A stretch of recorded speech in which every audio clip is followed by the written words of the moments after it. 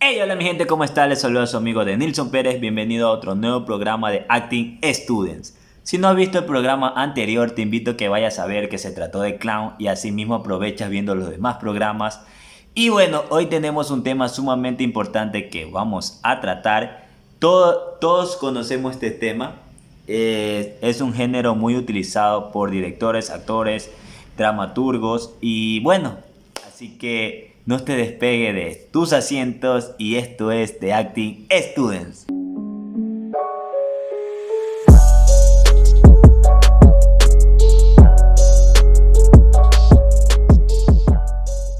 El tema que vamos a hablar hoy día es la comedia. Todos conocemos la comedia, lo hemos visto obviamente en teatro, en cine, en televisión y a todos nos gusta. Pero, ¿ustedes saben dónde surge la comedia?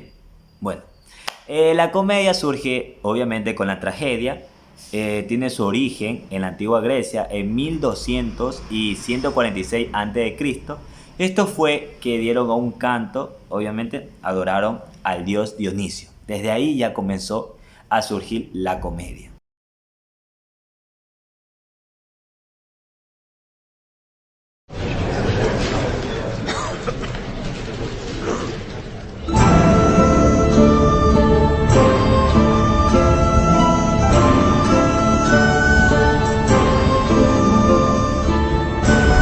Los griegos asistían a ceremonias religiosas celebradas en honor a sus dioses.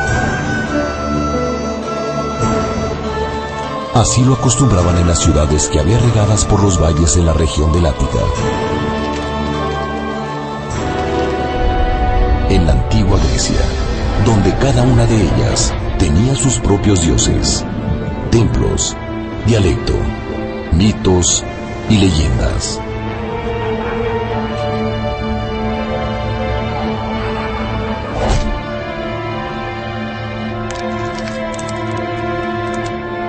Durante estas ceremonias, los griegos consagraban los hechos sobrenaturales de sus dioses. Descubrían la vida y obra de sus héroes mitológicos y legendarios.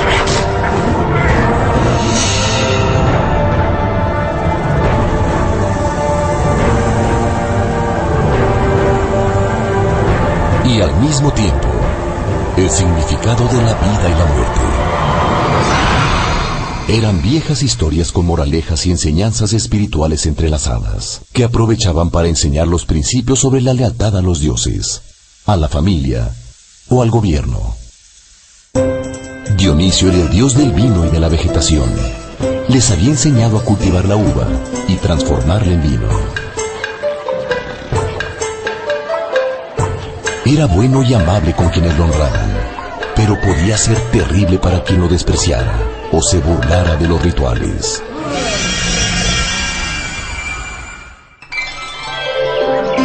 Dionisio moría cada invierno, pero renacía en la primavera.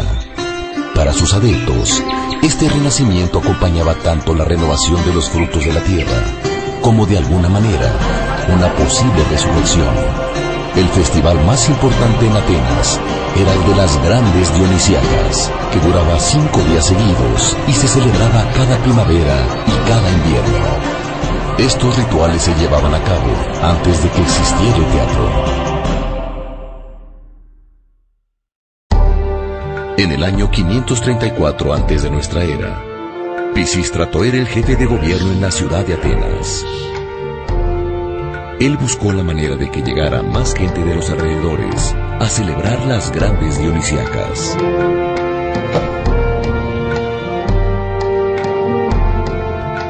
Pisístrato le pidió al poeta Tespis, que era el director del coro del templo de Dionisio, que inventara algo para que las celebraciones fuesen más atractivas. Durante los rituales cantaban y bailaban 12 hombres que formaban un coro. Y lo hacían con unas máscaras que les cubrían todo el rostro, adornadas con cuernos de cabras. Por eso, el público les llamaba tragedias, que viene del griego tragos, que quiere decir cuernos de cabra, y de odas, que quiere decir himnos. Es decir, se referían al coro que cantaba con máscaras y cuernos. A Tespis se le ocurrió salirse del coro y enfrentarlo, para preguntar, por ejemplo, ¿Por qué ese año no había llovido lo suficiente? ¿Por qué Dionisio renacía? ¿Por qué habían sufrido tanto las mujeres de Tebas cuando la ciudad fue sitiada? Con esta decisión, Tespis inventó lo que ahora conocemos como teatro.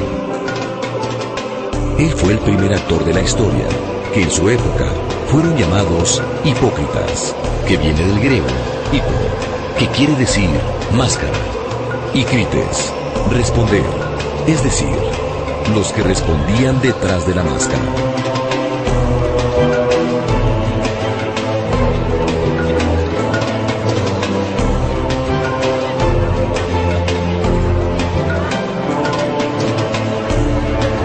El enfrentamiento del hipócrita con el coro creaba un diálogo que le gustó mucho al público, pues con esto se creaba un mayor interés por las historias que se contaban.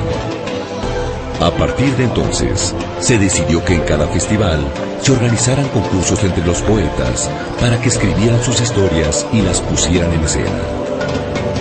Así nació la tragedia griega.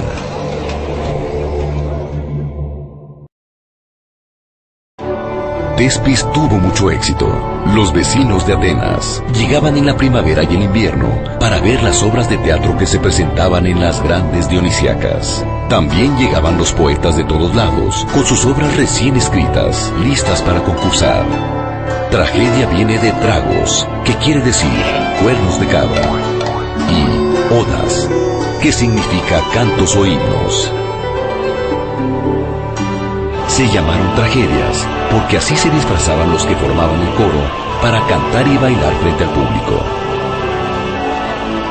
Las primeras tragedias consistían en los cantos de este coro, que representaba muchas veces al pueblo, a los consejeros o a las mujeres de alguna ciudad arrasada, como Tebas y Troya. Otras veces representaban a deidades como las furias o las suplicantes. El coro estaba formado por 12 hombres que cantaban y narraban alguna historia, mientras eran enfrentados por un actor o hipócrita, que representaba a otro de los dioses o de los héroes mitológicos y legendarios, vivos o muertos, que se atrevían a discutir con el coro. Al compartir el sufrimiento que veía en escena, el público podía desahogarse en una especie de purga de emociones, viendo cómo sus dioses y héroes sufrían más que nadie. Ellos se podían sentir un poco aliviados.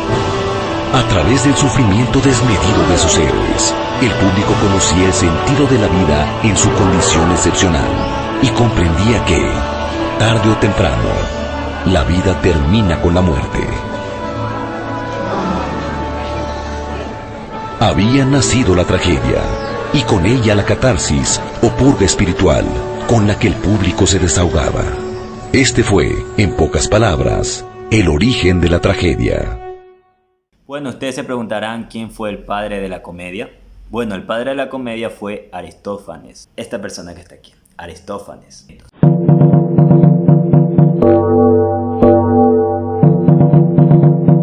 La comedia, de aire más alegre y popular, también tiene su origen en las fiestas dionisíacas y va apareciendo en la medida que el público va perdiendo gusto por la tragedia.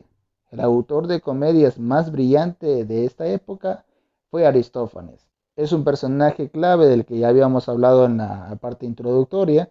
Este Aristófanes es realmente una especie de crítico, un crítico mordaz, una especie de Francisco Quevedo de la época griega. Vivió durante los siglos V y IV y de cuya vida poco se sabe. Escribió alrededor de 40 obras, pero de esas obras se conservan 11. O sea, por los ataques, por la quema de libros, por la destrucción, obviamente, por 10 siglos de dominio de la iglesia, no se conserva toda la producción de los antiguos griegos.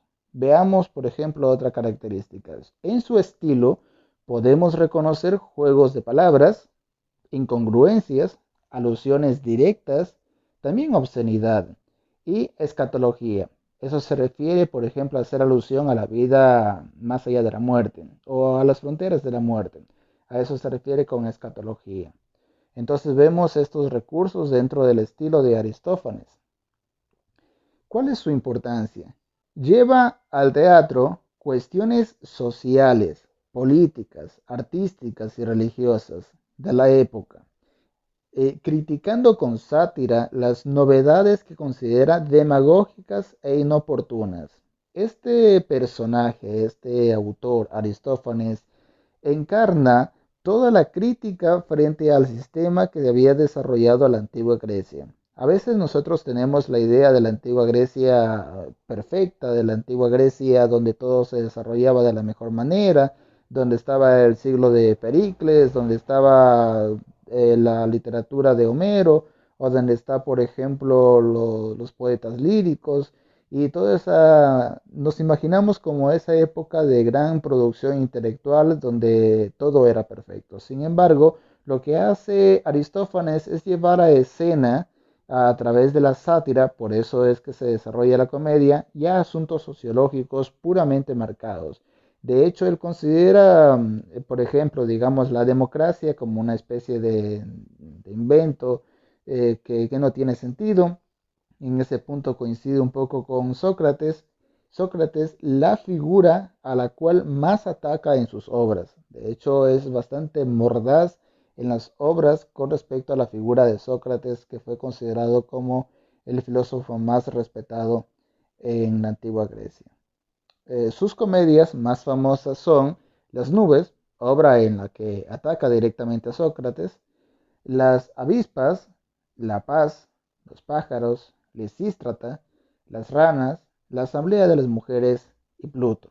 Son las comedias más famosas o más reconocidas de este autor crítico, mordaz, con los problemas o con los acontecimientos de su época, Aristófanes. Y bueno, después de conocer quién fue el creador de la comedia, también vamos a conocer los elementos del teatro.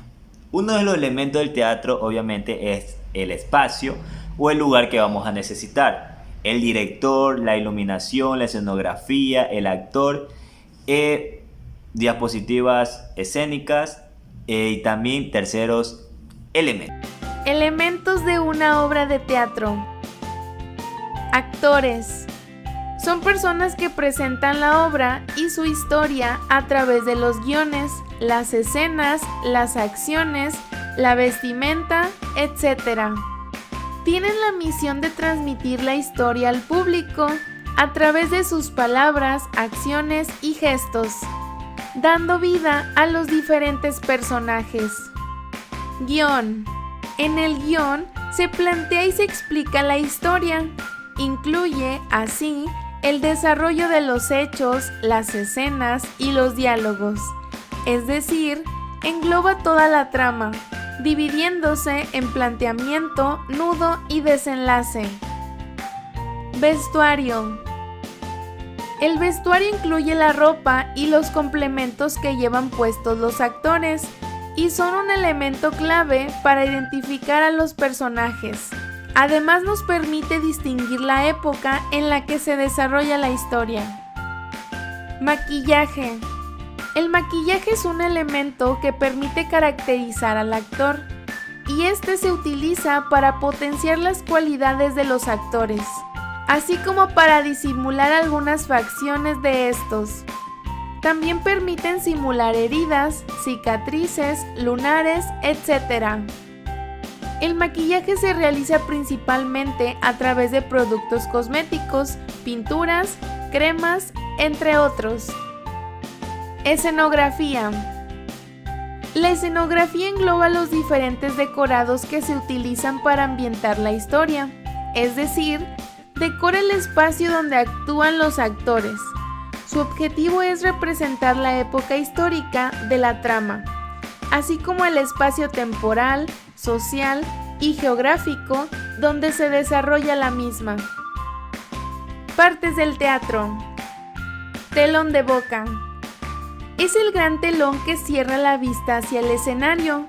Se mantiene cerrado antes del comienzo de la actuación o representación y durante el intermedio o entre actos, a fin de ocultar al público los posibles cambios en la escenografía. Escenario. Es la parte más importante del teatro, ya que es donde se desarrolla la historia de la obra. Foso. Es el área en un teatro que normalmente se encuentra en la zona de bajo nivel, enfrente del escenario, en la que se encuentran los músicos encargados del sonido. Bambalinas. La bambalina es un lienzo de tela que se extiende por toda la parte alta del escenario o cuelga flotando sobre él. En su conjunto, las bambalinas forman parte del telar con el resto de telones y suelen colorearse o pintarse, integrándose así en la decoración escenográfica. Camerinos. Es la habitación de un teatro donde los artistas se visten, maquillan y preparan antes de salir a escena. La comedia tiene su género dramático, obviamente interpretado por sus actores o personajes principales, que ellos tienen que enfrentarse la vida cotidiana en tarima, y así provoca que el público se ría por los defectos de esa ocasión. Y bueno, así que chicos, la comedia no es solo decir payasada. Y bueno, mi gente, no te olvides de suscribirte al canal, darle like al video y tampoco no te olvides de aplastar la campanita para que cada vez que te notifique que subo un nuevo video y no te pierdas que esto es de Acting Student. Y tampoco no te olvides de ver los demás videos, así me ayudarías full. Y tampoco no te olvides de compartir con tus amigos y nos vemos la próxima semana.